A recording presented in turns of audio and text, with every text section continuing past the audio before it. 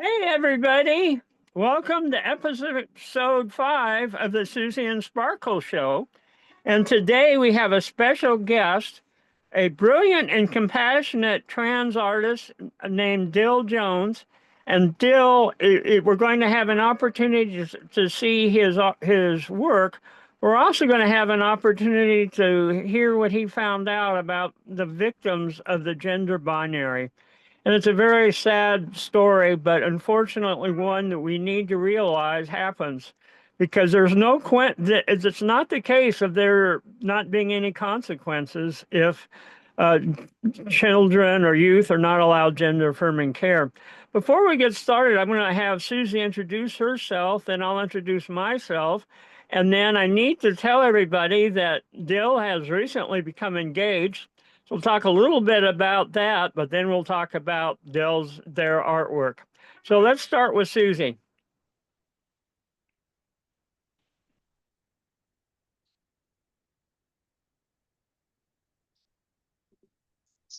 Is Susie here with us? Did we lose her? No, she's still here.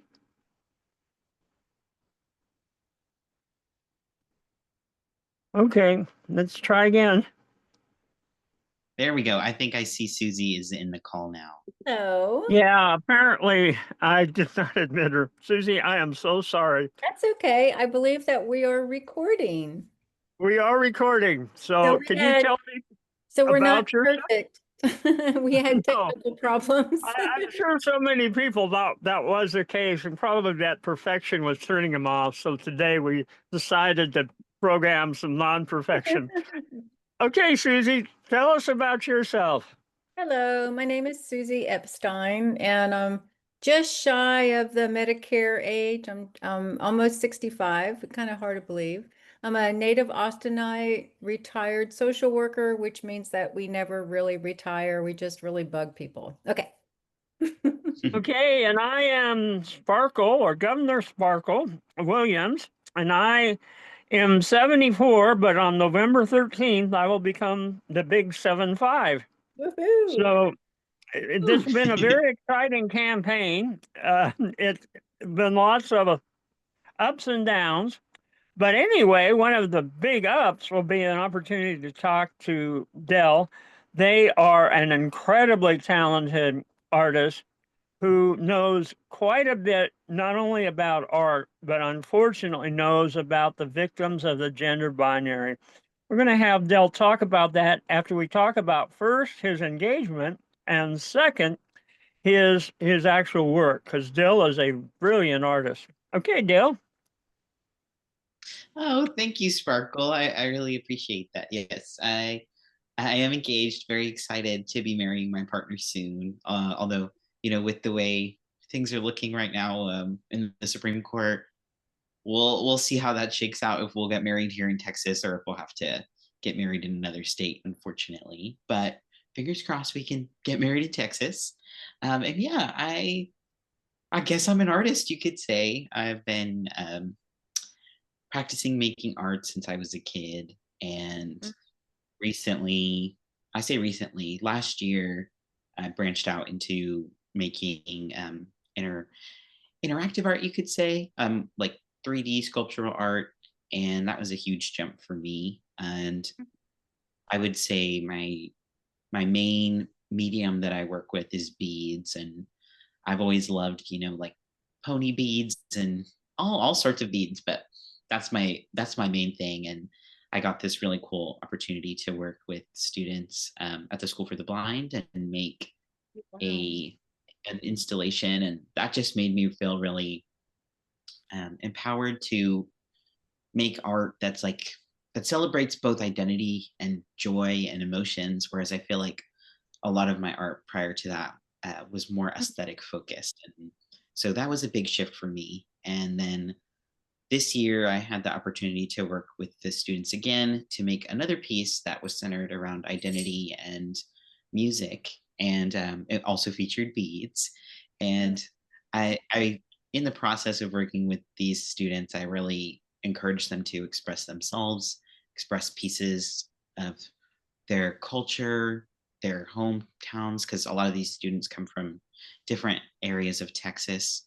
So I really was encouraging them to put themselves in the piece, and it made me reflect a lot about my own Mhm. art and how much of myself I put into my work. So this piece that I made with Sparkle involved, it was really cool. It was my first time making an art piece that celebrates my own gender identity and the trans community here in Texas. It's a like 6 foot mural, you could say, or a 6 foot mosaic piece that's got stars all over it, and it was titled "The Stars at Night" in reference to the song that's like deep in the heart of Texas. So one side is a mosaic, and the other side features the photos of trans Mm. youth. And I say youth, that's between the ages of like 12 to 25 individuals who passed away. All I believe they're all from 2024 because that's when the data was last updated. So we'll get a new round of data um, for this year as we wrap up the year from the And Dale, when you trans. say pass away, you actually mean they've either been murdered or committed suicide, right? Yeah, unfortunately, that is, I mean, murder is the number one cause of death in a lot of these cases, Mm. and it's rarely accidental. I will say some of the stories that I featured about like one of the women who passed away here in Austin, Rosa Machuca. It was a random act of violence, but it felt very Mm. odd that it was a trans woman who was a trans woman who worked in retail, which I think, a lot of trans people experience working in retail and service jobs. Mm. Yeah, that she was one of the people that lost her lives. And I would say the the the main demographic of people who are also murdering trans people tend to be their partners or their sexual Mhm. romantic partners. That yeah, Yeah. I would mostly say it's usually like their sexual partners because they really tend to be more focused on that aspect of a trans person rather than getting to be involved with them romantically. And I was reading about one case, this young girl, her name is Tay Dior, and yeah, unfortunately she was just wanting more out of her partner. She wanted to be more than a situationship, if you would call it that. Like she wanted to be more than just a friends with benefit. She was seeking a relationship with this guy, and he took it out on her and took her life, and she was only 17. And that's Mhm. not a unusual thing that I've discovered looking through these cases. Mhm. Susie, would you want to ask a question now? Sure. I've got a list, got a lot of thoughts and feelings from what you just shared, Dil. It's really hurts my heart. I saw the photos, you had sent them to me in an email, and just I didn't, when I saw the photos, I didn't know their story. I was curious about it, and to know that they had all passed, had either been murdered or committed suicide is just heartbreaking. So, to light a candle to those guys, those people that left too soon. Yeah. So of course, still I looked you up in preparation for our meeting today.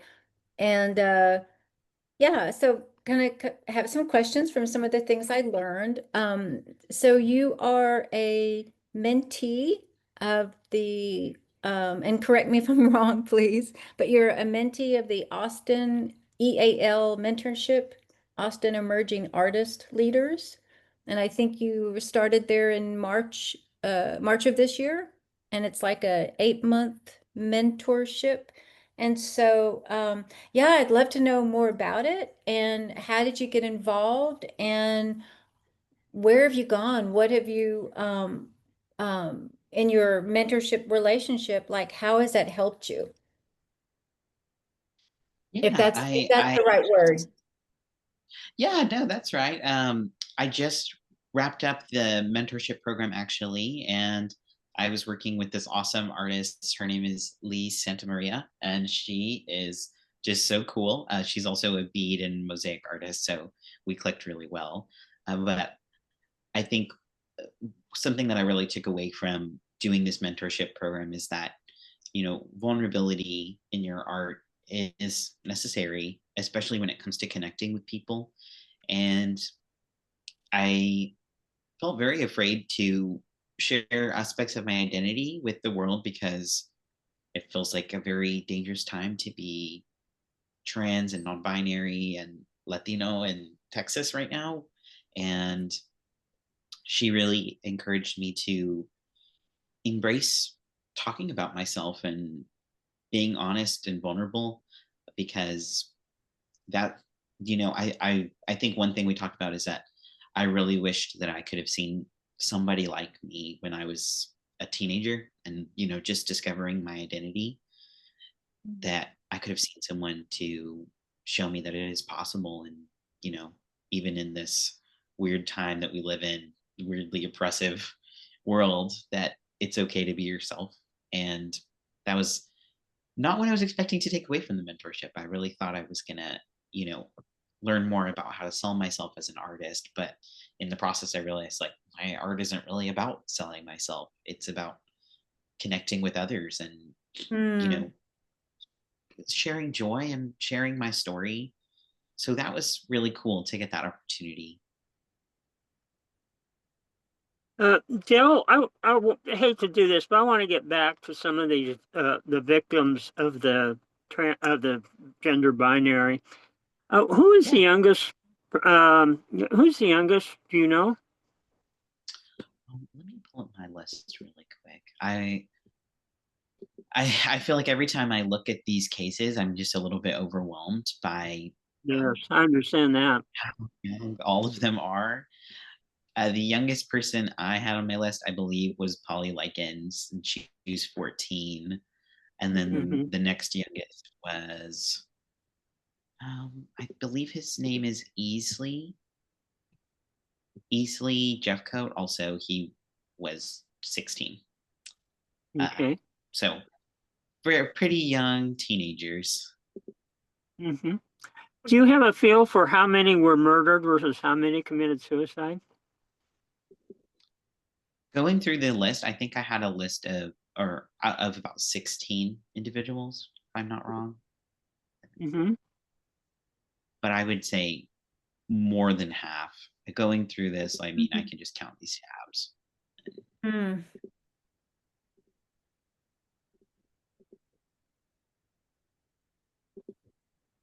Susie, why don't you ask the next I mean, question? out of this, I have 8 tabs pulled up out of the 8 people, like 6 of them, and then one person by suicide, and then the other person by random violence from a stranger. Mm.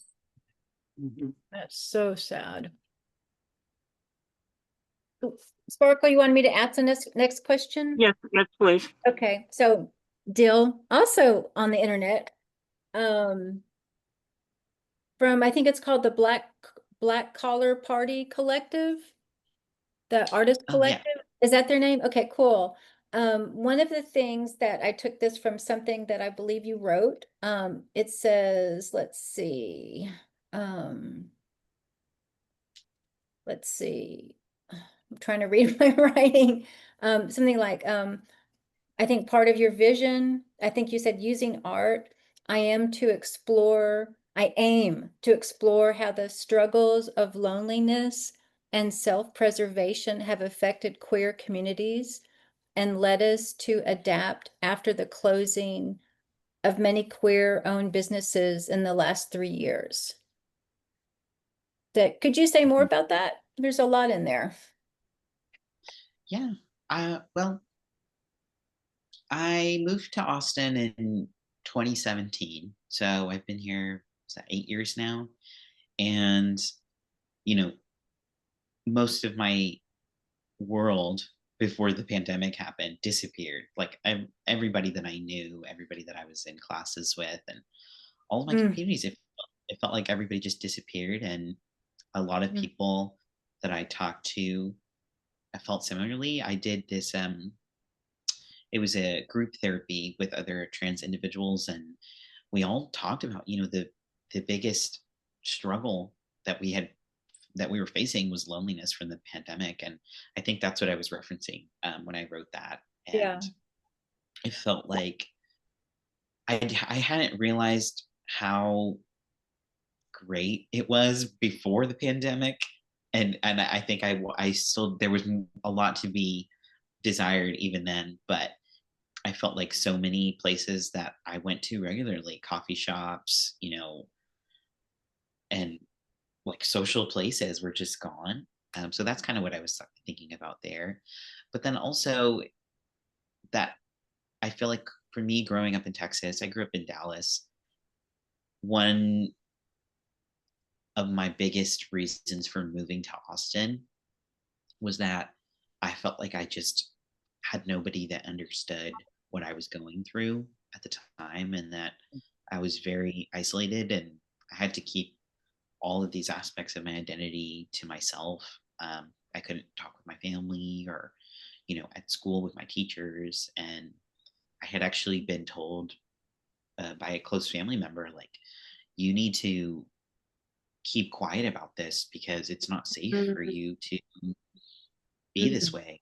And, that if you can find someone who understands you, that's great. But you really, like, they were just telling me basically I need to repress my identity if I wanted to have friends. And it really got me into a dark place where art was sort of the only space that I had to express myself and explore, like, you know, what what it might look like for me if I lived, a queer life. I was very much in the closet, and yeah, so I think that's sort of what I was getting at. I hadn't thought about that in a while. It's been Yeah, I'm quite some. sorry. Yeah, I know. It makes sense that, because when you talked about that, the loneliness, I'm like, does this have to do with the pandemic? Because that affected so many people.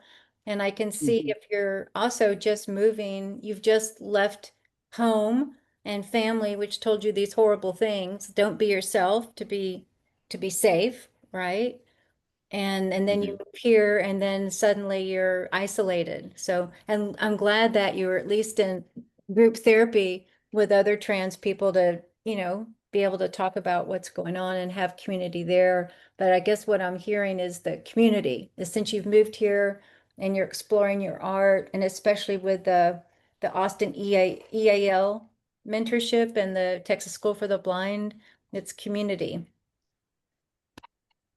Yeah, I really think that one of the greatest things about the queer community in Texas is that our community it finds a way to bloom, and even in the pandemic, and losing touch with so many people that I was used to seeing face to face every day, that led me to find an online group that I could meet with, and I got a lot of really beneficial things out of that group. I wish I could go back and thank all of those people, because yeah, that was a time that it was just, it also felt like, being I had just started I started my transition when in 2017 when I moved here, but it felt like I sort of had to hide parts of myself in order to find a job during the pandemic. I really had to present myself a certain way when for the 3 years before that, I had been really happy to be myself and show up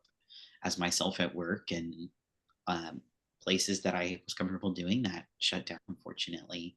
So I had to branch out into other places. And, this is a new city for me. So I really didn't know what it was like outside of the central Austin area. And I didn't want to put myself in danger by being too real, I guess, too much myself, or sharing too much information about my identity.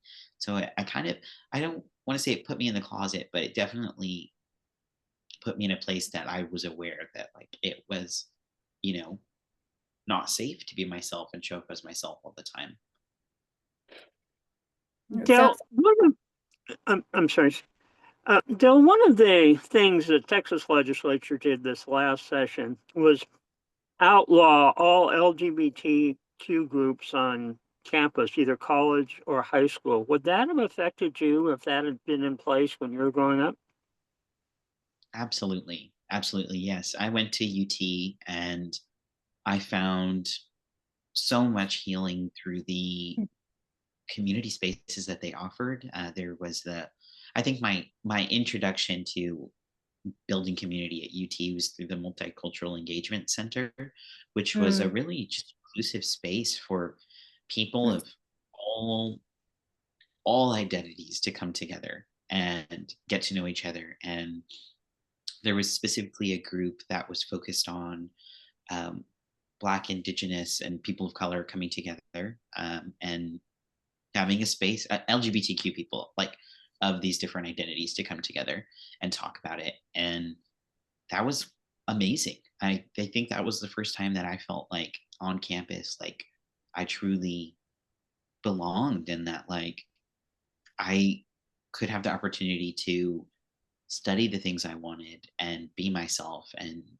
it was just a really beautiful space. And then also the Gender and Sexuality Center, they had a great library and a food pantry that was super useful to me. You know, living in Austin is really expensive, and it was great to have a place where I could be queer and get the resources that I needed and have a place to hang out and use the printer. And I want to say that was really critical for me, you know, getting through college.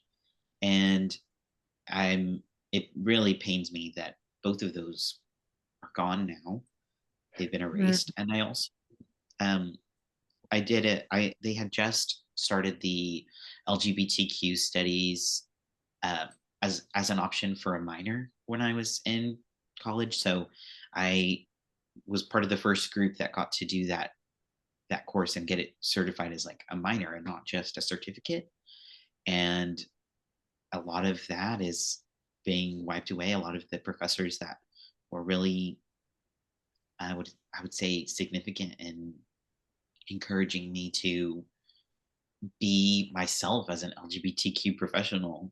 Like now they've lost their jobs and it's heartbreaking because they were amazing. They're amazing people. Yeah. Dell, I hate to say it, but we're running up. We have a 30 minutes for the show. So I'm going to have Susie ask the last question. You've been a wonderful guest, and I think that we've learned so much from you. I'm going to let Susie ask the final question. Oh, it's so Okay. hard to choose just one question. I want to combine all of them. Um, yeah, I mean, yeah, it's been wonderful talking to you and learning more about you and all the different supports that you've had. How did you get involved with the Texas School for the Blind and doing art with those kids? Those sound like such amazing projects. Yeah. I love working there. It's a really cool place to be.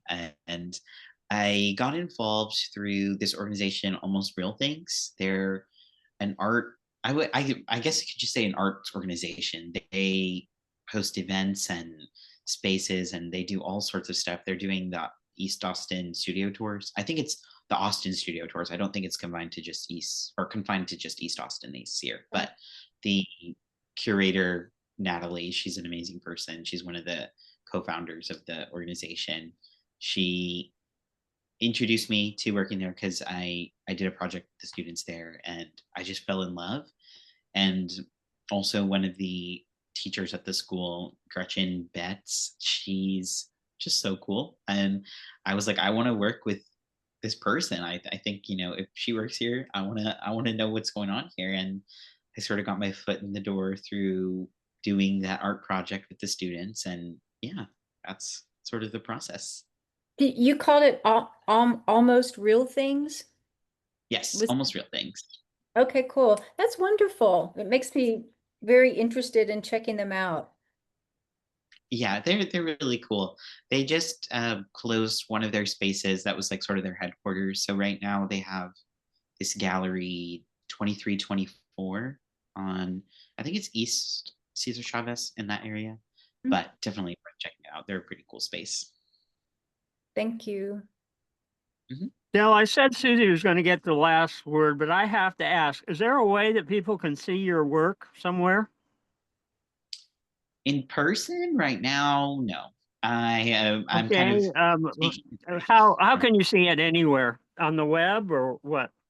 Yeah, you can see it on my Instagram. My Instagram is Goth Cowboy Art, so that's usually where I post things, and through there you can, see the links to my portfolio. That might be a good way to do it as well.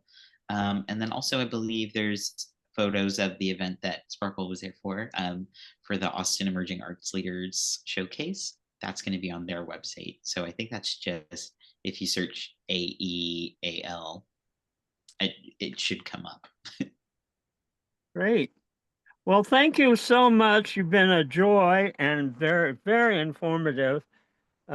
Dil, you really have opened our eyes to a lot of issues, both about being trans, about the need for support, about the tragedy of the gender binary for so many children. I really appreciate your being there. And I'm going to go ahead and stop recording. Thank And you, thank Dil. you. Thank you, Dil. It's great meeting you. It was great to meet you too. This is wonderful. I'm just so excited